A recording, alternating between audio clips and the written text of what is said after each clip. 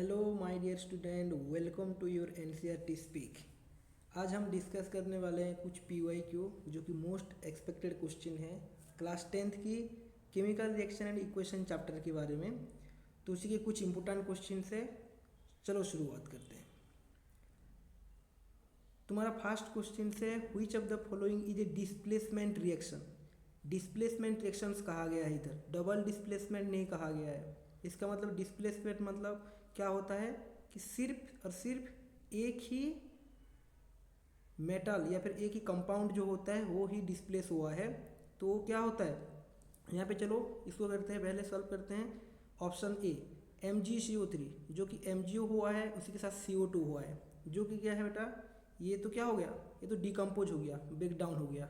यहाँ पे कोई किसी के साथ बॉन्ड नहीं बना रहा है, तो ये वाला तो ऐसे ही गलत हो गया। दूसरा क्या है, 2Na plus H2O, 2Na plus H2O है। इधर क्या हुआ है, क्या बता सकते हैं आप, इधर क्या हुआ है? इधर अगर हम देखेंगे तो इधर क्या हुआ है, ये जो सोडियम है वो इसका OH के साथ क्या बना रहा है, बॉन्ड बना रहा है, H2 को बाहर फेंक रहा है। तो इसका मतलब ये है हमारा क्या, डिस्प्लेस हुआ है। और देखते हैं तीसरा ऑप्शन क्या हुआ है, H2 प्लस O2। यहाँ पे दोनों यहाँ पे क्या है, हाइड्रोजन ऑक्सीजन क्या हुआ है, कंबाइन होकर H2O बना है। तो ये भी कॉम्बिनेशन रिएक्शंस होगा, डिस्प्लेसमेंट नहीं होगा। यहाँ पे भी एक है जो कि डिकम्पोज होकर 3 बना रहे हैं, तो कि ये भी नहीं होगा। तो तुम्हारा जो कि सही आंसर जो क्या होगा, डिस्प्लेसमेंट रिएक्शंस होगा, option number B. Okay, next question number 2 बोला है, magnesium given is robbed before burning because it has a coating of dash. जब हम मैग्नीशियम को बर्न करते थे, जब हम मैग्नीशियम को बर्न करते थे तब हमें उसके ऊपर पहले रॉफ करना पड़ता था सैंड पेपर से। तो क्यों करते थे इसको, क्योंकि उसमें क्या होता है, बेसिक मैग्नीशियम कार्बोनेट रहता है। उसमें क्या रहता है, बेसिक मैग्नीशियम कार्बोनेट रहता है, इसीलिए उसको रॉफ करना पड़ता है। नेक्स्ट क्वेश्चन नंबर 3 बोला गया है, which of the following statement about the given reaction are correct. यहाँ पे इसी रिएक्शंस को देखो और बताओ कौन सा ऑप्शन सही होगा। यहाँ पे आयरन है, उसी के साथ वाटर मिलावट हुआ है। जब आयरन और वाटर मिलावट होते हैं, नेक्स्ट क्या निकलता है, Fe3O4। क्या निकलता है, Fe3O फेरिक टेट्राऑक्साइड निकलता है, उसी के साथ साथ हाइड्रोजन निकल रहा है। तो उसमें क्या हुआ है, क्या बता सकते हो? देखो यहाँ पे 4 दिया गया है, इनमें से कोई 2 या फिर कोई 3 तो मतलब सही है और एक क्या है, गलत है। तो देखते हैं क्या बोला है। यहाँ पे बोला है iron metal is getting oxidized. क्या आयरन मेटल ऑक्सीडाइज हुआ है? बिल्कुल हुआ है, एडिशन ऑफ ऑक्सीजन हुआ है आयरन में, दैट इज ऑक्सीडाइज हुआ है। तो ऑप्शन आई तो सही होगा। फिर double I, water is getting reduce. क्या वाटर रिड्यूस हुआ है? बिल्कुल हुआ है, वाटर से रिमूवल ऑफ ऑक्सीजन जो कि रिड्यूस हुआ है, तो इसलिए ये भी सही होगा, ऑप्शन डबल आई भी सही है। तीसरा बोला है watering acting as reducing agent. Water क्या है, एक रिड्यूसिंग एजेंट की तरह काम कर रहा है क्या? वाटर एक रिड्यूसिंग एजेंट की तरह काम कर रहा है क्या? नहीं, वाटर क्या हुआ है, वाटर एक ऑक्सीडाइजिंग एजेंट की तरह काम कर रहा है, इसलिए ये क्या हुआ, गलत है, ऑप्शन थर्ड मतलब ट्रिपल आई। आई भी क्या बोला है, water is acting as oxidizing agent, सही, बिल्कुल सही है। तो देखो कौन सा ऑप्शन में I, double I and triple I है, ऑप्शन ए नहीं, ऑप्शन बी नहीं, ऑप्शन सी, हाँ ऑप्शन सी सही है, ऑप्शन डी भी नहीं। तो तुम्हारा सही आंसर क्या होगा, सही आंसर होगा तुम्हारा option C. Okay, next question number 4। Question number 4 बोला है which of the following are exothermic process. Exothermic का मतलब होता है हीट। क्या, हीट निकलना। हीट कहाँ पे इवल्व हो रहा है, क्या कौन से रिएक्शंस पे हीट इवल्व होता है? यहाँ पे क्या बोला है, reactions of water with quick lime. क्या H2O में क्विक लाइम को Ca डालने पे होता है, सिलेक्ट लाइम क्विक लाइम को, बिल्कुल।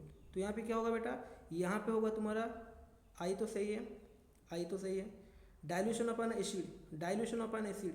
क्या एसिड में डाइल्यूट करने पे मतलब वाटर डालने पे वो हीट निकलता है? बिल्कुल निकलता है, ये भी सही है। इवापोरेशन ऑफ वाटर, क्या इवापोरेशन ऑफ वाटर में होता है क्या, बताओ? इवापोरेशन ऑफ वाटर में क्या हीट निकलता है क्या। नेक्स्ट सब्लिमेशन ऑफ चैम्पर दिया है, तो कौन सा ऑप्शन होगा यहाँ पे कौन सा ऑप्शन होगा बताओ। क्या इवापोरेशन ऑफ वाटर होगा क्या। इवापोरेशन ऑफ वाटर नहीं होगा बेटा, इवापोरेशन ऑफ वाटर नहीं होगा। इवापोरेशन ऑफ वाटर होता है evaporation of water exothermic endothermic, उसमें हीट ऑब्जर्व होता है। इसी तरह सब्लिमेशन ऑफ चैम्पर क्रिस्टल्स ये भी नहीं होगा। तो तुम्हारा IN कौन सा ऑप्शन है, ऑप्शन नंबर ए सही होगा sir. Next question number 5, oxidation is a process which involve dash oxidation, addition of oxygen, very good, addition of hydrogen नहीं, रिमूवल ऑफ ऑक्सीजन नहीं, रिमूवल ऑफ हाइड्रोजन नहीं, तो क्या होगा एडिशन ऑफ ऑक्सीजन होगा, जो कि ऑप्शन नंबर ए होगा तुम्हारा सही answer. Next question number 6, the process of reduction involve, the process of reduction involve, reduction कहाँ पे इन्वॉल्व होता है, रिडक्शन मतलब रिडक्शन का मतलब क्या है बोला है क्वेश्चन नंबर 6 पे। एडिशन ऑफ ऑक्सीजन नहीं, इसको ऑक्सीडेशन बोलते हैं। एडिशन ऑफ हाइड्रोजन हाँ, इसको बोलते हैं क्या बोलते हैं, रिडक्शन बोलते हैं। रिमूवल ऑफ ऑक्सीजन इसको भी नहीं बोलते हैं, रिमूवल ऑफ हाइड्रोजन इसको भी नहीं बोलते हैं। तो क्या होगा एडिशन ऑफ हाइड्रोजन को क्या बोलते हैं, रिडक्शन बोलते हैं। ऑप्शन नंबर होगा बी तुम्हारा सही आंसर। नेक्स्ट यहाँ पे क्वेश्चन नंबर 7 देखो, 3 बीकर्स लेवल आज A, B and C each containing 25 ml of water were taken. A small amount of sodium hydroxide, anhydrous copper sulfate and sodium chloride were added to the beakers A, B and C respectively. It was observed that there was an increase in temperature of the solutions contained in beakers A and B, whereas in case of beaker C the temperature of the solutions falls. Which one of the following statement is correct? यहाँ पे तुम्हें 3 ठो beaker लगाया गया है, ये एक beaker है, मान लो ये एक बीकर है, ये एक बीकर है। तो यहाँ पे क्या the beaker level A, B and C each current 25 ml of water, इसमें भी वाटर है, इसमें भी वाटर, इसमें भी वाटर, ओके। इसमें एक में क्या है बेटा, एक में मतलब A में दिया गया है सोडियम हाइड्रोक्साइड्स, B में दिया गया है कॉपर सल्फेट और C में क्या दिया गया है सोडियम क्लोराइड, ये तीनों लगाया गया है। और उसमें बोला गया है कि जो A और B है ना, इसमें टेम्परेचर क्या हुआ है, इंक्रीज हुआ है, बल्कि ऑप्शन जो कि हमारा ये बीकर में क्या हुआ है, फॉल हुआ है, इसमें इंक्रीज, इसमें इंक्रीज। और वो क्यों हुआ है, वो पूछा है क्यों हुआ है, कौन सा स्टेटमेंट करेक्ट होगा बोला है। देखो इन beakers A and B exothermic process has occur, क्या ए और बी में एक्जोथर्मिक प्रोसेस अकर हुआ है, डेफिनेटली होगा, क्योंकि यहाँ पे अगर बोला है हीट इन्वॉल्व हो रहा है, हीट इवॉल्व हो रहा है, तो इसका मतलब आई तो होगा ही होगा, जिसमें कि एक्जोथर्मिक प्रोसेस इवॉल्व हुआ है। डबल आई क्या बोला है, इन बीकर्स एंड बी एंडोथर्मिक, अगर एक्जोथर्मिक हो रहा है थोड़ी ना एंडोथर्मिक होगा, नहीं होगा, तो ऑप्शन बी तो कट गया ऐसे। ऑप्शन सी बोला है इन बीकर से एक्जोथर्मिक प्रोसेस है जाकर, ऑप्शन सी पे एक्जोथर्मिक प्रोसेस है क्या, नहीं, इसमें तो हीट नीचे आ रहा है, इसका मतलब ये भी नहीं होगा। IV में बोला है in beaker C endothermic process है जाकर, एंडोथर्मिक हीट ऑब्जर्व कर रहा है, इसका मतलब ये भी सही हुआ। तो देखो I एंड IV कौन सा option, I and IV number 7 का सी, तुम्हारा सही आंसर क्या होगा सी, जो कि I and IV। Next question number 8 बोला है give the ratio in which hydrogen and oxygen are present in water by volume, water by volume. देखो ये वाला देखो, give the ratio which hydrogen and oxygen, hydrogen क्या होता है बेटा H2 होता है, ऑक्सीजन ये होता है, मतलब हाइड्रोजन अगर 2 होते हैं तो ऑक्सीजन क्या होते हैं 1 होते हैं। तो इसमें जो वॉल्यूम का अगर हम रेशियो निकालेंगे तो क्या हो जाएगा, अगर हम वॉल्यूम का रेशियो निकालेंगे तो क्या हो जाएगा, इधर 1:2 क्या होता है 1:2, याद रखना वाटर का बाय वॉल्यूम अगर रेशियो पूछता है तो उसका आंसर क्या होगा 1:2 होता है। Next question number 9, which among the following statement is true और आर ट्रू, कौन सा स्टेटमेंट ट्रू होगा। Exposure of silver chloride to sunlight for a long duration turns grey, जब हम सिल्वर क्लोराइड को सनलाइट पे रखते हैं तो ग्रे कलर हो जाता है, और वो क्यों होता है बोला है, क्यों होता है। आई नंबर का जो स्टेटमेंट दिया है वो बोला है the formation of silver by decomposition of silver chloride, the formation of silver by decomposition of silver chloride, क्या सिल्वर क्लोराइड डीकम्पोज होके फॉर्मेशन ऑफ सिल्वर निकलता है क्या, क्या मधु बता सकते हो। क्वेश्चन नंबर 9 का क्या बता सकते हो, बिल्कुल क्या हुआ, फॉर्मेशन ऑफ सिल्वर होता है। क्यों? क्योंकि डिकम्पोज होता है सिल्वर क्लोराइड जब हम क्या करते हैं, जब हम उसको सनलाइट पे रखते हैं।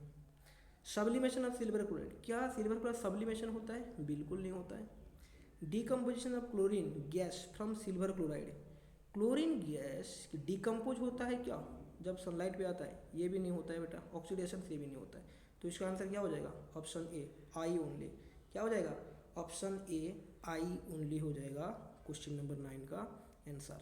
Next question number 10, MnO2 magnesium manganese oxide फिर हाइड्रोक्लोरिक एसिड के साथ वाटर फिर क्लोरीन, क्या ये सही है? Identify the substance oxidize in the above equation, कौन सा वाला ऑक्सीडाइज हुआ है? ऑक्सीडाइज कौन सा वाला हुआ है? MnO2 हुआ है। क्या हुआ है? MnO2 हुआ है। MnO2 क्या हुआ है? वो MnO2 हुआ है ऑक्सीडाइज। तो यहाँ पे क्या होगा? ऑप्शन नंबर डी हो जाएगा तुम्हारा सही answer. A substance X is used in whitewashing and obtained by heating limestone in the absence of air. Identify X. कौन सा सब्सटेंस है रे? कौन सा सब्सटेंस है जो कि white washing and is obtain by heating limestone, limestone को हीट करने पे वो भी एब्सेंस ऑफ एयर पे फॉर्म होता है। कौन सा वाला फॉर्म होता है? याद करो, कौन सा वाला फॉर्म होता है?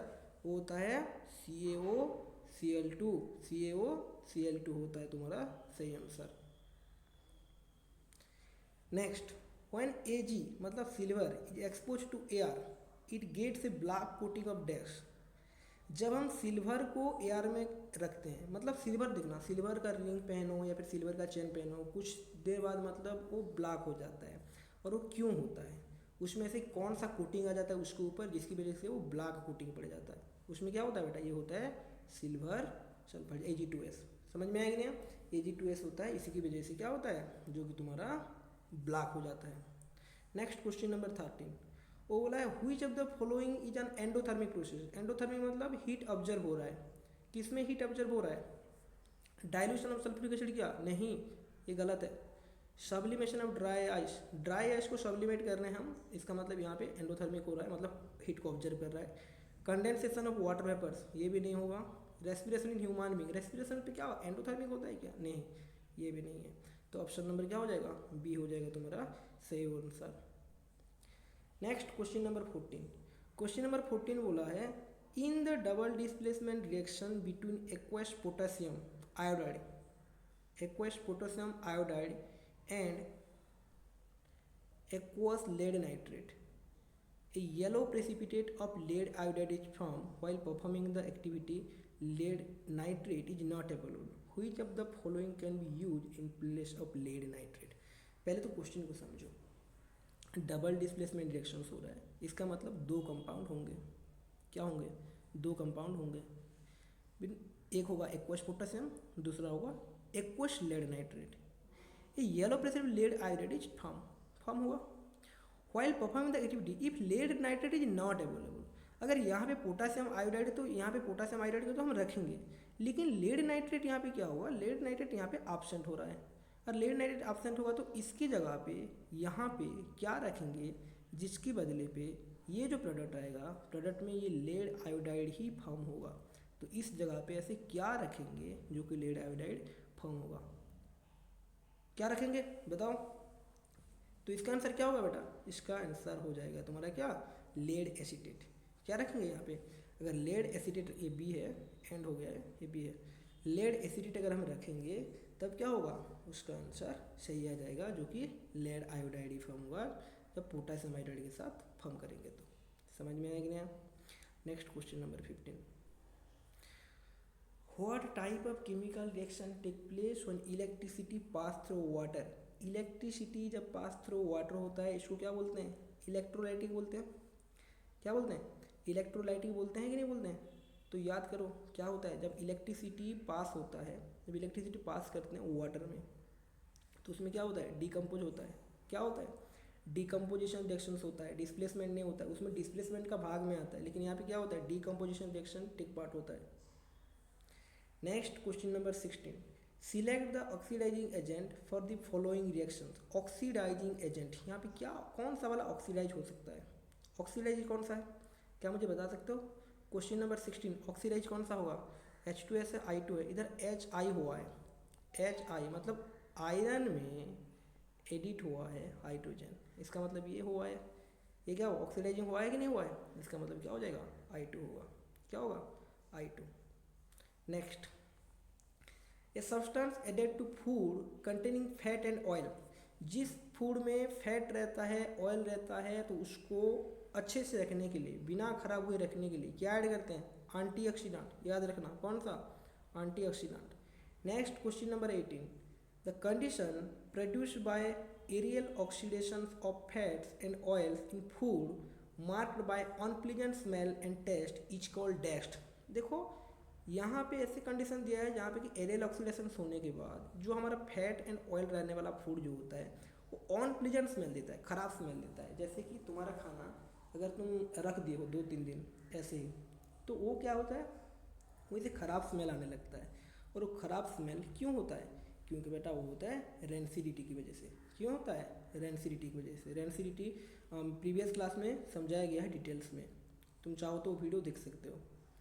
Next question number 19, question number 19 क्या बोला है, electrolysis of water is a decomposition reaction, the mole ratio of hydrogen and oxygen gases liberated during electrolysis of water is dash.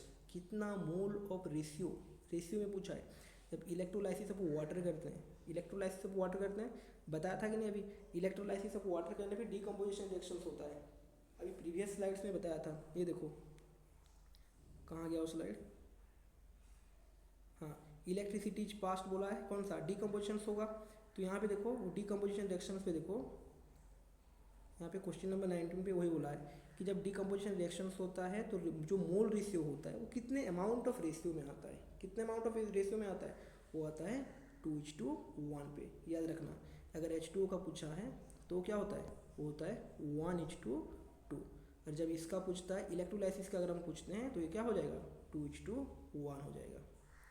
Next question number 20, when SO2 gas, sulfur dioxide gas, is passed through saturated solutions of hydrogen sulfide H2S, which of the following reactions occur। कौन सा reaction सही है, बस यही हमें करना है, कौन सा रिएक्शन सही है, बस ये हमें करना है। तो देखते हैं यहाँ पे देखो SO2 प्लस H2O करने पे यहाँ पे H2O हो रहा है, इसी के साथ S निकल रहा है, क्या सही है देखते हैं। फिर SO2 के साथ H2S करने पे यहाँ पे H2OS, ये भी H2OS, ये भी SO3 प्लस H2। पहले तो ये देखो SO3 प्लस H2 तो कभी नहीं होगा, ये कभी नहीं होगा क्योंकि H2 ही आएगा इसमें। तो ये तीनों में से देखते हैं कौन सा वाला सही है। यहाँ पे सल्फर देखो, यहाँ पे 1 है, यहाँ पे 2 है, 3 है, यहाँ पे देखो 3 सल्फर है, ऑक्सीजन 2 है, यहाँ पे भी ऑक्सीजन 2 है, हाइड्रोजन 4 है, इधर भी हाइड्रोजन 4 है, तो ये वाला सही होगा। यहाँ पे देखो सल्फर 1 2 है लेकिन इधर 3 है, ऑन बैलेंस है तो ये गलत है। सल्फर 1 है 2 है, इधर 1 है, ये भी अनबैलेंस है तो गलत है, तो ऑप्शन नंबर ए होगा तुम्हारा सही answer. Next question number 21, name the products formed when iron filings are heated with dilute hydrochloric acid. जब आयरन फिलिंग्स, जब आयरन को हीट करते हैं डाइल्यूट हाइड्रोक्लोरिक एसिड के साथ, तब क्या होता है, तो क्या होता है यहाँ पे, नेम द प्रोडक्ट, कौन सा प्रोडक्ट आएगा, कौन सा प्रोडक्ट आएगा, कौन सा प्रोडक्ट आएगा, क्लोराइड एंड वाटर, नहीं, Fe2 chloride and water, Fe2 chloride and hydrogen gas, क्या हो जाएगा, Fe3 आएगा, Fe3 chloride and hydrogen gas, ये होगा तुम्हारा सही answer.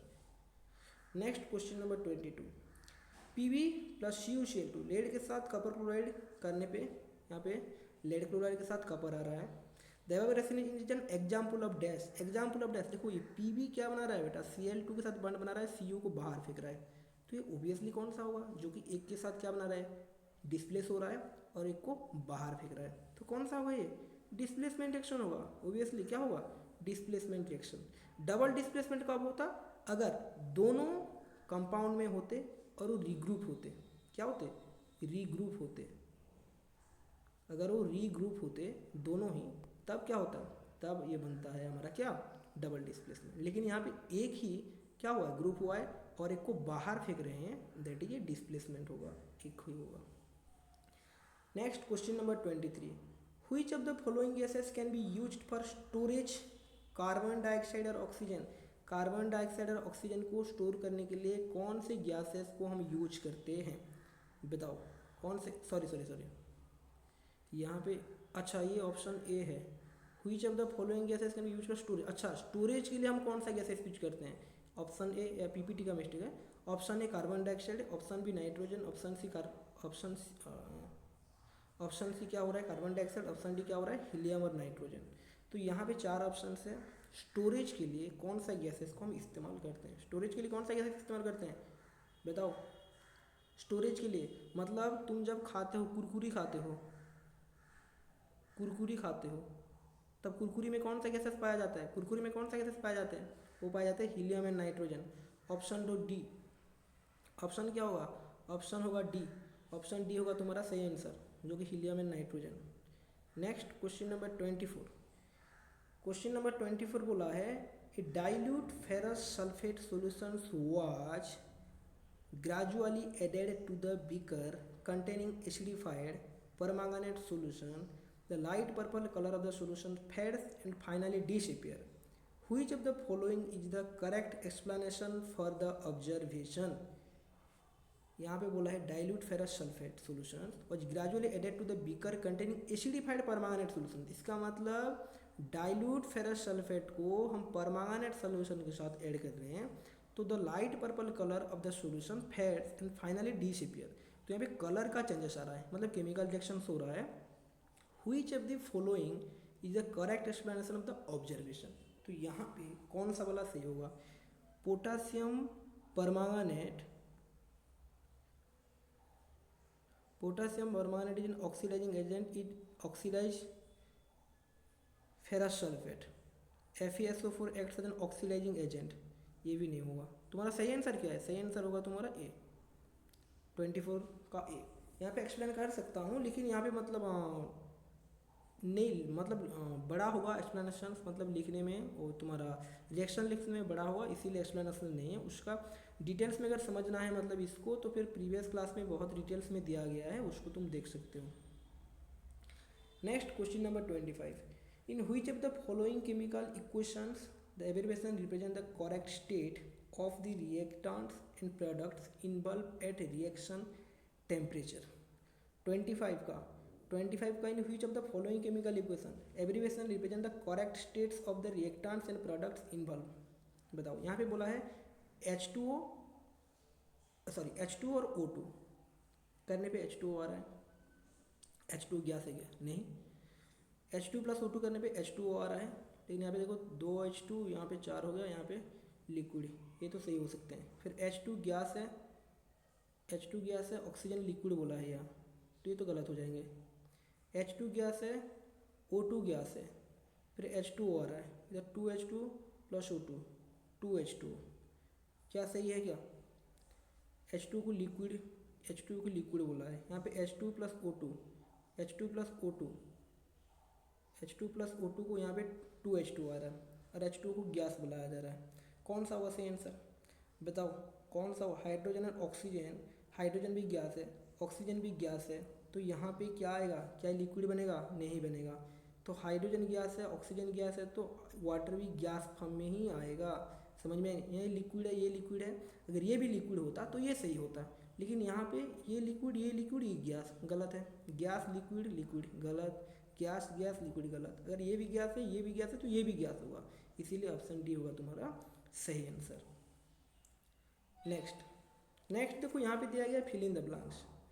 Fill in the blanks पे क्या बोला है, the addition of oxygen to a substance is called क्या, एडिशन ऑफ ऑक्सीजन क्या बोलते हैं, ऑक्सीडेशन, क्या बोलते हैं, ऑक्सीडेशन,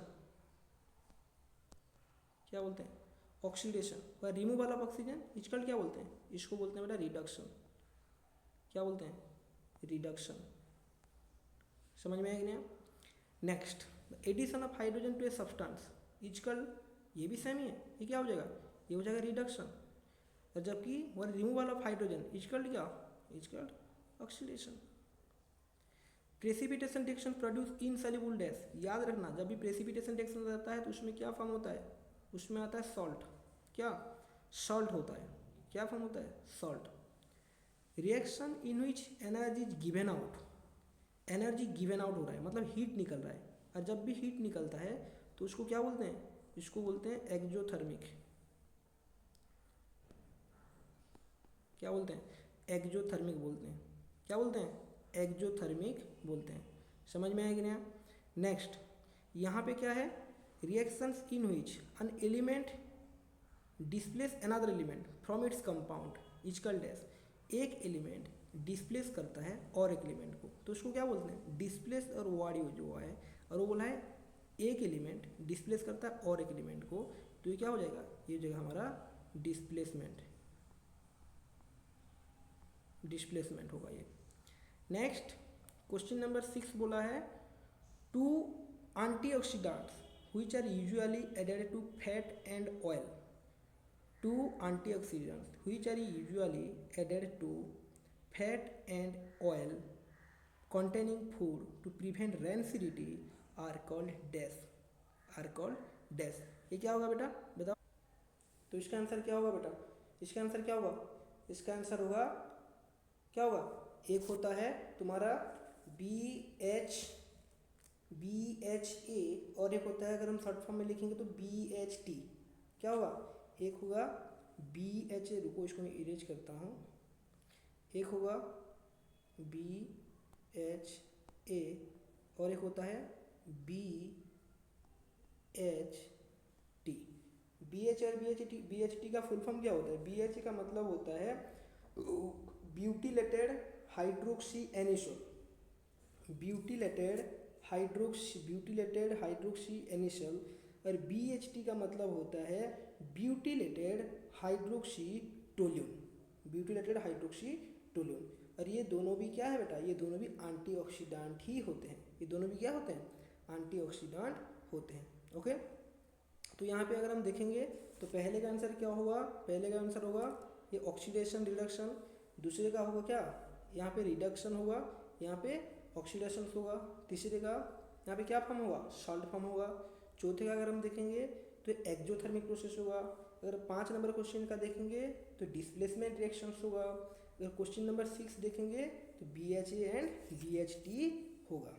उसी तरह नेक्स्ट क्वेश्चन नंबर 7 की अगर हम बात करेंगे, dash is the process in which metals are eaten off gradually by the action of air, moisture और a chemical on their surface. तो यहाँ पे क्या होगा, क्या यहाँ पे क्या होगा बता सकते हो, यहाँ पे होगा तुम्हारा कोरोजन। क्या होता है, कोरोजन। उसको हम क्या बोलते हैं, कोरोजन्स बोलते हैं, जिसकी वजह से कि हमारा जो मेटल्स होते हैं और हमारा जो कि मतलब सर्कमस्टेंसेस के एनवायरनमेंट में आने के बाद वो जो एयर के साथ मॉइस्चर के साथ मिल गए वो धीरे धीरे खराब होने लगते हैं, रस्ट होने लगते हैं। समझ में आएगा।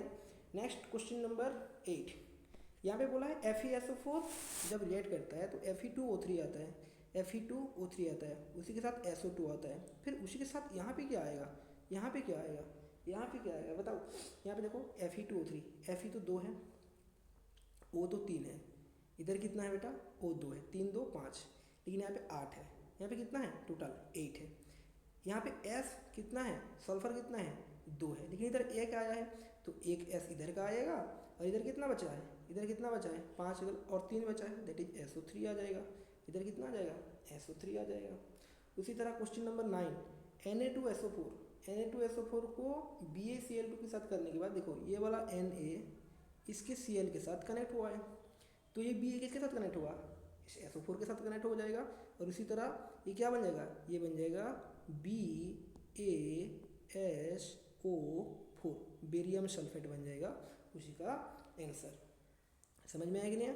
नेक्स्ट क्वेश्चन नंबर 10 तुम्हारा लास्ट नंबर बोला गया है। देखो यहाँ बोला है complete the missing components variables given as x and y in the following directions. ये x में क्या होगा और y में क्या होगा ये हमें पता करना है। यहाँ पे देखो ये एक्वस सॉल्यूशन है, ये भी एक्वस सॉल्यूशन है, यहाँ पे ये एक्वस सॉल्यूशन है, ये भी एक्वस सॉल्यूशन है।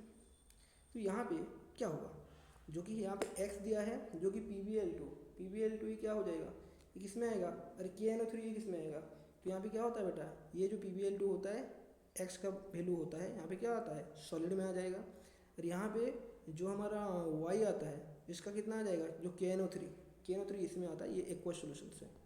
ये क्या होता है एक्वस सॉल्यूशन से, याद रखना।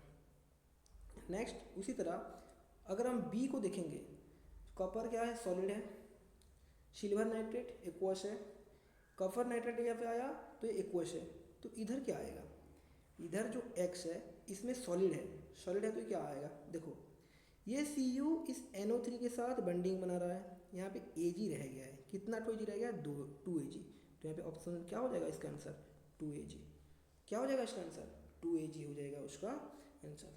समझ में आया कि नहीं आप, तो ये था तुम्हारा फिल इन द ब्लैंक्स।